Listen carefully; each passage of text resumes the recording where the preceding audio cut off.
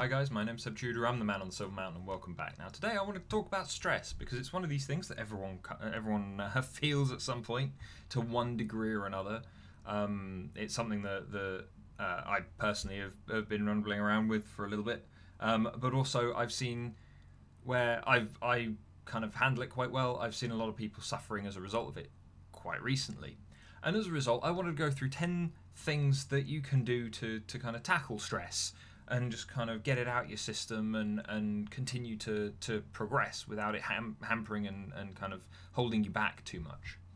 So the first thing to understand is the kind of stress, and the responses that go with it internally are, it's being fueled by cortisol, which is a kind of it's the fight or flight hormone pretty much, and cortisol, it kind of suppresses your various parts of your body that you don't need in a sudden moment, things like your immunity, for instance, your immune system, growth, stuff like that. But then also it's a very fatty kind of high energy kind of molecule, and so as a result, when it's released into your body, it's there to get burned up, to give you that boost of energy and power to kind of get you going when you either need to fight or run away.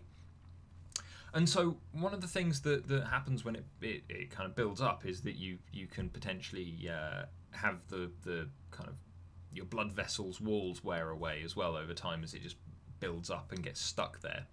But as a result, though, when it's released with stress, one of the things that you can do just to clear that stress out your system a little bit is actually just go and exercise. Go and burn off that cortisol that's been released into your body.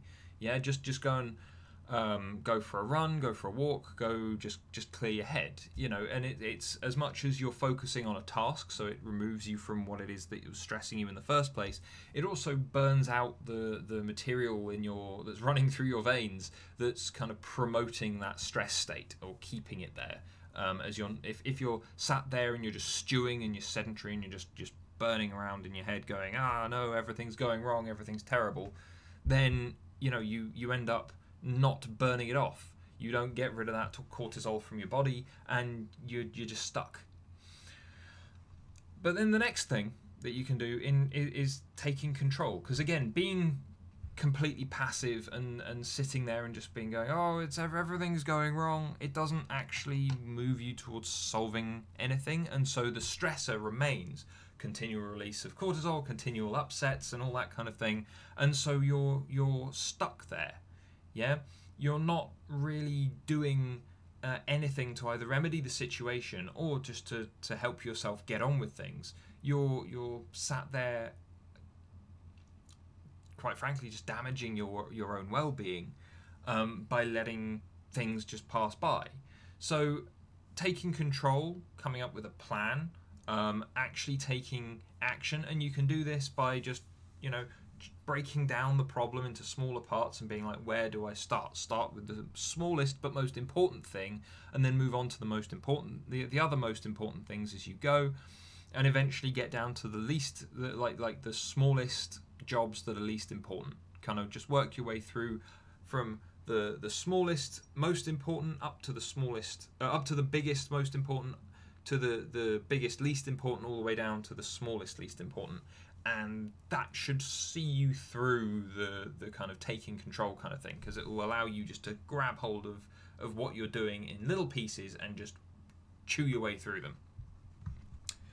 The third thing is take some me time, because it's in regards to socializing and connecting with people and exercising. All of those things take time. All those things are things that we need to kind of persist and cope with the world around us as much as anything else. And so, making sure that you have boundaries on your time where those stressors can't get to you. Yeah, when you've left the office, make sure you've left the office as well as everything else that you've got to do at the office, so that then you can relax, you can have that time to recuperate, you can have that time to exercise, you can have that time to work on a plan and think about what you want to do without that stressor being right there next to you the entire time. But then also, in taking time, it leads us on to our next thing, which is, connect with people. People are the best way of keeping us grounded, of kind of looking to people for support, of looking to find solutions that we may not have considered. You know, asking advice, having conversations with friends, learning from their experiences if they offer them. You know, all of these things can help you then manage that stress, free you of it, and move you forward in whatever it is that you're doing. But then also, look to help other people. You're not going to be your own best friend. You are always going to be your own worst enemy. And so when it comes to asking you to help yourself, you're not going to do it. Or at least if you try, you're not going to do a good job. But in helping other people, we often help ourselves. Yeah? When I'm coaching someone else and I'm running through their problems with them, I can learn from their problems. I can learn from the advice that I am giving them, if I'm giving them advice at all. I can learn from the questions and the answers that I am asking, or that they are asking and responding to work my own way through stuff in the background. Yeah, I'm talking to someone about relationships, and they've highlighted something in their own relationship that seems to be an issue. And as a result, I can learn from that and learn how to notice and then avoid that pitfall in my own relationships, which then I get to share with you guys through videos and the wonders of the internet. But helping other people, you know, it gives you that extra perspective. One of the things that I ask people, and that I've even asked you guys in various videos in the past, is, you know, if you've got a problem, a friend of you comes to you with the same problem, what advice do you give them? Yeah? We are far better at advising other people than we are at helping ourselves, and so we can take advantage of that. We just need to be aware enough to do so. And in regards to kind of working on things, then we've got the idea of working smarter, not harder. Yeah. And this is where, again, when it comes to planning, plan out and prioritize in an intelligent way. Tackle the hardest things first so that they're done and out of the way, and then move on to the least important things, or the things that you could probably get away with not doing even. You know, you need to, you've got a certain amount of energy in you, you've got a certain amount of stretch before you snap. Work out where it is that energy can be best put to work, and don't worry about the rest. You know, you're always going to have more stuff on your plate. You're always going to have more things coming to you to stress you out and to tackle. That's just a fact of life. The way to then deal with that, though, is, again, work smart instead of hard.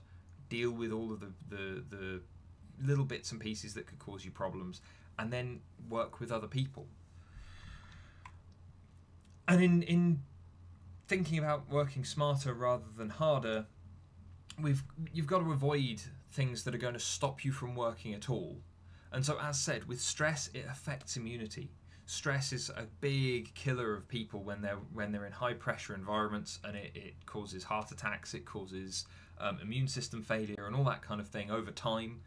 And so don't do anything else to further compromise yourself. Yeah, especially things that people take solace in, like alcohol. Yeah, to shrug off the things that are upsetting them. Guess what? That's going to cause you more health problems down the line, especially when the cortisol's already compromised your immune system. Smoking, no shit. Caffeine, it might give you a buzz. It might get you thinking, you know, feeling better and back on track with things to one extent or another, but it's not going to help you in the long run, because you are just going to burn yourself out with it, rather than actually tackling problems, dealing with things properly, and so on and so forth. Fast food and like comfort eating as well, it will make you feel great in the short term, but especially with compromised immune system from excess stress, potential build-up of cortisol in your body from excess stress, you're going to run yourself into the ground, and you're going to be far more likely to have something like a heart attack, and that would suck. And so what else should we be doing? Well, we should be setting goals, and we should be looking at things as challenges. We should be looking at ways in which we can learn, how we can become more resilient, arming ourselves with more knowledge and so on, rather than, again, being passive, just taking a back seat and watching the world go by. You know, we need to tackle things directly, and so challenging yourself should probably also be in and outside of whatever it is that is stressing you. Because that way you get used to seeing things as goals, as challenges, and working towards them. And that's something that is so important. When people lose sight of the fact that things are challenges, that you can learn from things, that's when hopelessness sets in. And that's when we start to see people just stopping. And when stress is involved as well, that point at which they stop just comes running up to you so much faster. And so as a result, to stop that hopelessness from setting in, we've talked about reframing on the channel before. I did a whole video on it not so long ago. You need to take a look at that. Yeah, these things, they're there to test you, but they're there to be overcome. You know, you're going to be, you can tackle this. What have you done like this before that you walked away from feeling awesome? Well, that's what you're going to do now. You know, just turn it around, see what you can do. And be positive about it. And then the last thing that you've got to do of our 10 things to tackle stress is there are going to be things that stress you out, that make you upset, that really get on your nerves and drive you up the wall. But you can't do a damn thing about them. They can't be changed by you. In some instances, they can't be changed by anyone. They are just things that have happened, and you need to learn to let go of that. You need to realize that when it's beyond your control, you don't have to worry about it. If it's completely removed from you, beyond your control, it might be something that you can talk about, that you can get on top of, that you can try and help with in some way. But if you can't directly influence it, can't directly tackle it yourself, then brush it to one side and focus on the things you can take control of. You can't, for instance, control other people. In which case, if you've got a partner who is cheating on you, you can't control that. It's going to be miserable. It's going to be stressful. But that was entirely their decision. You can't control what they've gone and done. What you can do is control how you tackle it afterwards. In regards to things like breaking up, in regards to things like keeping yourself going, in regards to not letting yourself slip into some rut where you're not going to be able to get out of. You know, you can control you, so that's what you should be focusing on, and you should be leaving the stress to the other person who you can't actually control in any way, shape or form. Yeah? That's just an example, but it's the one that came into my head. But otherwise, guys, is there anything else that you would add to this list? You know, there's 10 things there covering both the internal emotional side, the internal physiological side, as well as some of the external stuff. But are there any things that you feel I've missed? If there are, please drop them down in the comments below. But otherwise, guys, thank you very much for watching, and I'll see you in the video tomorrow. Take care. Thank you very much for watching, guys. If you enjoyed this video, then please drop us a like, share this video, and subscribe for more. And I'll see you in the video tomorrow. Take care.